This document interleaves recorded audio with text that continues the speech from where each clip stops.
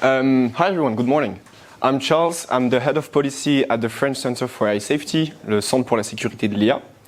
And today we're going to be talking about global AI governance and safety regulation. And there's a lot of things to talk about. Mostly we're talking about these because of those two things. A lot of policy attention stems from those two occurrences. We have DeepMind's AlphaGo's beating Lee Sedol, a Go player, in 2016, which sparked a lot of interest in many countries.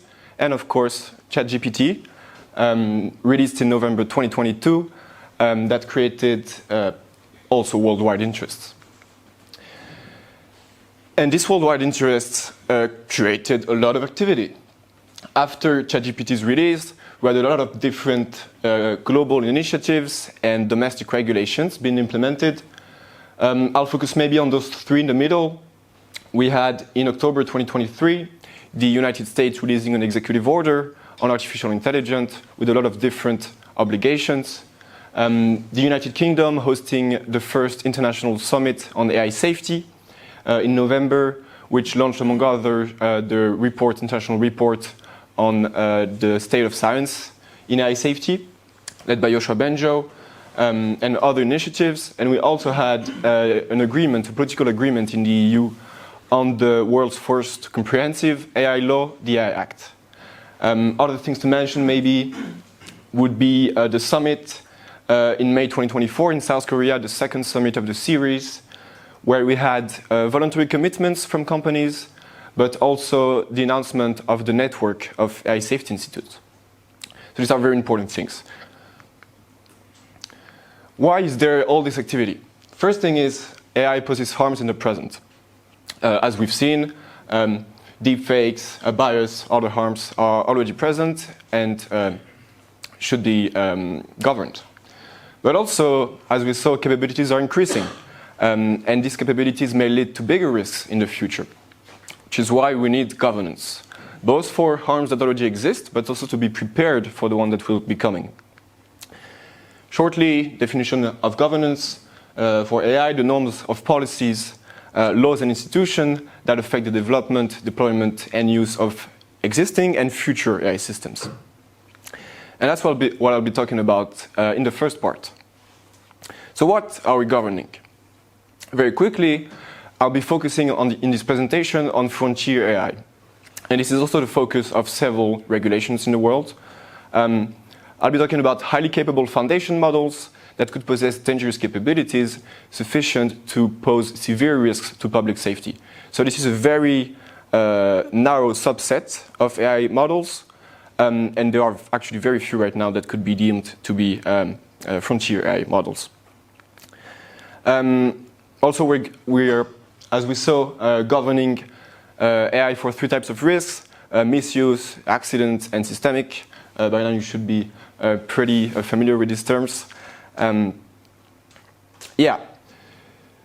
Governing frontier AI models and governing for these three types of risks is a difficult challenge. First, AI is an evolving technology. It's difficult to make rules for something that's changing. AI is a dual-use technology. It has civilian and military applications. It's difficult. It's a very different set of issues. But I'd like to focus on three key challenges for governing frontier AI. The first one is unexpected capabilities. As we saw, for example, during development, as you scale your model, new capabilities may emerge that you hadn't really planned for. After deployment as well, when you make available your model, for example, through an API, and others build a system on top of that model, or for example, give it access to the internet, this may also create some new types of capabilities. So that's the first problem. We don't really know what we're dealing with. Another problem is deployment safety. It's difficult to prevent a deployed AI model to pose harm or to cause harms. For example, one way this could go is through jailbreaks, as we saw. We could see actors trying to bypass security measures in the model. So it's a second set of problems. And the third one is a proliferation problem. AI models have the potential to rapidly spread. One reason for this is key actors around the world have strong incentives either to reproduce a model that was released because of its capabilities and its use and economic and strategic advantage. Some actors may also have incentives to steal the model. So this is a problem. And then we have intersections between the problem. They interact with each other. I'm going to bypass this because I'm mindful of the time. But yeah, keep in mind that this is more complicated than just 3 different problems. So how do we deal with this? We need what I call safety regulation. And we need 3 main types of mechanisms. The first one is a mechanism for developing AI safety standards. I'm going to take here the example of the EU AI Act, which has rules for models with systemic risks, the rough equivalent of frontier AI models.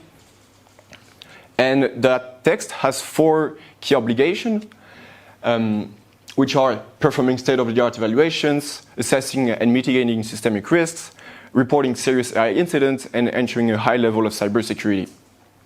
So the EU is currently developing standards for these high-level rules. So that's the first thing you need. A second is you need visibility. To regulate something, to govern something, you need to know what and who you're regulating. One way the AI Act does this is through transparency requirements.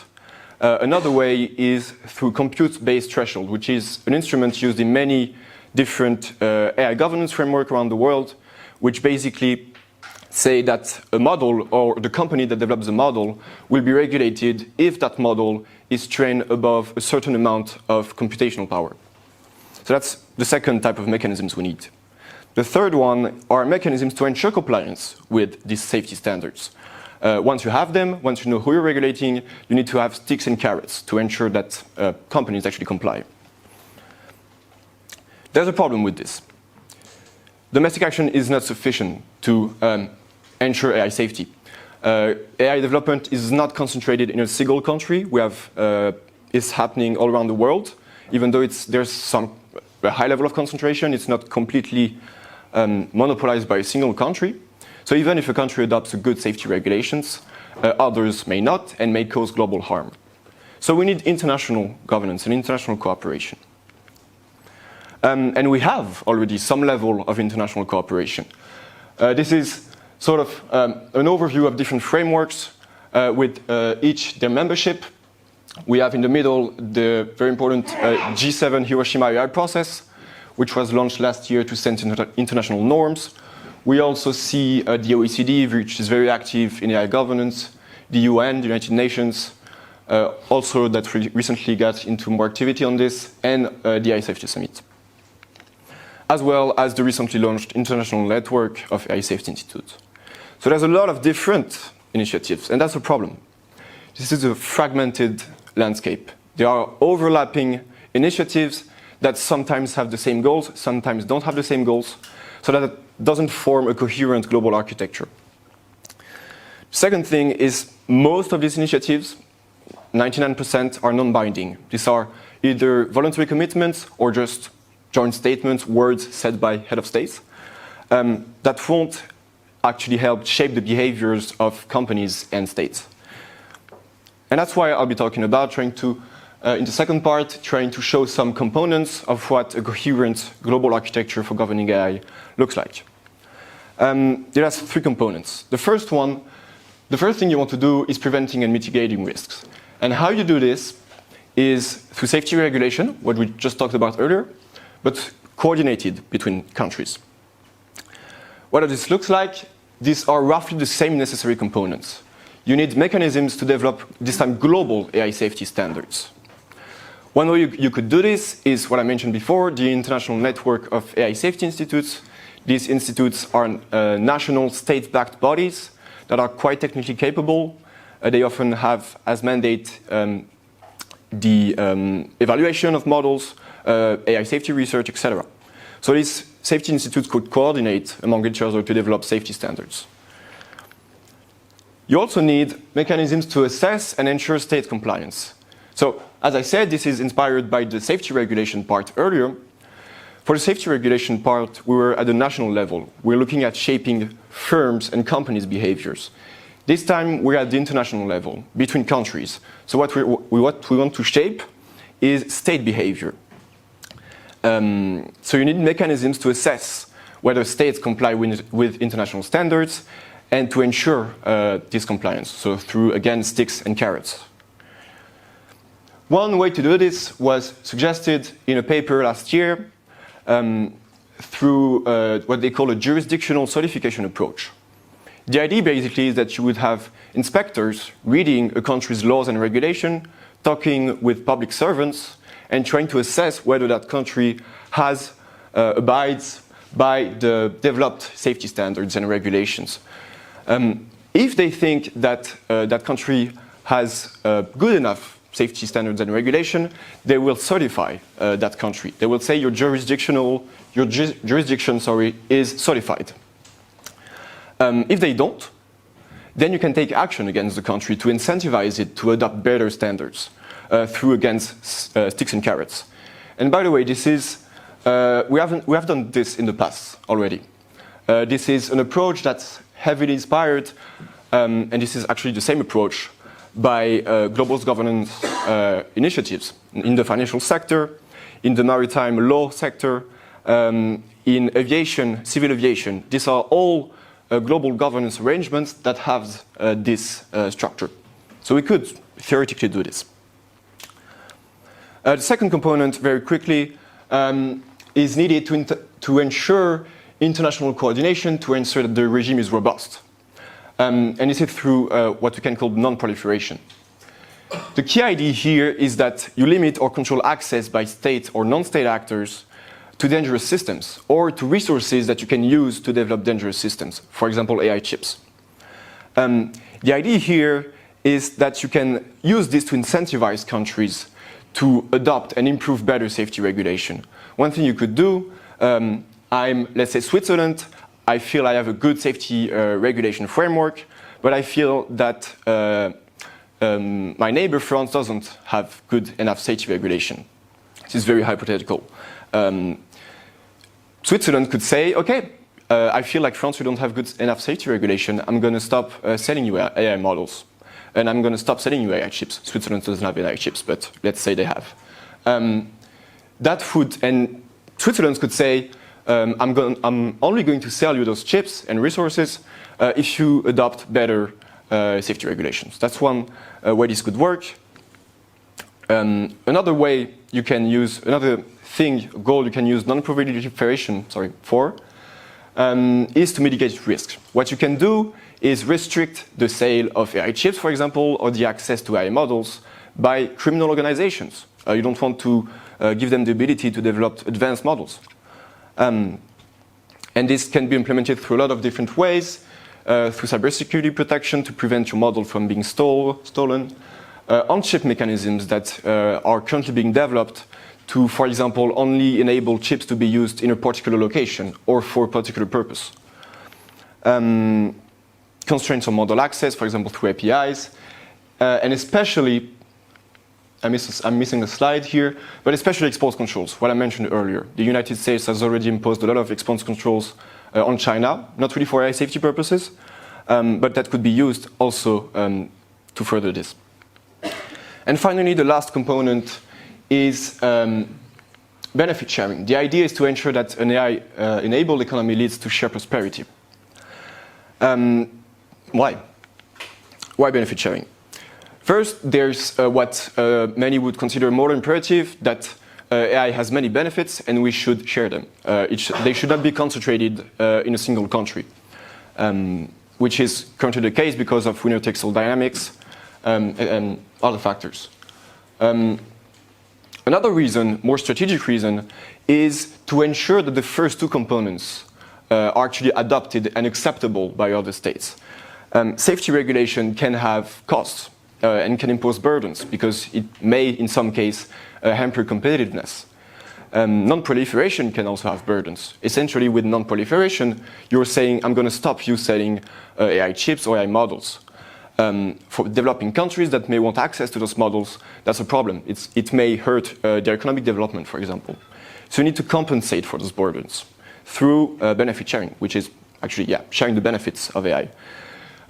You can do this through different ways. You can subsidize access to safe frontier AI model, assist countries with tailoring AI models to their own local needs. They give them inference capacity to run, again, safe frontier AI models, help them build their capacity to develop AI, or you can simply hand out cash derived from frontier AI models. So these are all different ways you can do this. So to sum up, we need, for a coherent global architecture for frontier AI, and if we want to be prepared for the challenges that may come in the future, we need those three components: coordinated safety regulations, some version of non-proliferation, and some version of benefit sharing arrangements. And I wanted, before finishing this, to talk about several ways that technical experts can make governance real. We really do need people that understand the technology to regulate it, and there are a lot of ways to do this. Through model evaluations, benchmark and standards, showing the risks of models and capabilities of models, and trying to set the cornerstone for regulation. Make it clear why we need governance, for example, through better threat models to show how different models may cause risks. You can also demo some AI capabilities and AI models to policymakers and the public. We also need expertise in compute for what we call compute governance. So this is expertise for helping set compute thresholds for regulation that I mentioned earlier, verification mechanisms for eventual international agreements, for example, through on-chip mechanisms that I also mentioned. Can also work in the public sector, simply. I mentioned the AI Safety Institute. All around the world, France is setting up its own national evaluation center at the moment. They're going to need a lot of technical talent, and going to work there is one good way to make AI safer. And finally, speaking out. People with technical understanding and expertise have legitimacy, and they can speak out, and you don't have to be an expert in governance to do so. That's it for me. Thank you very much.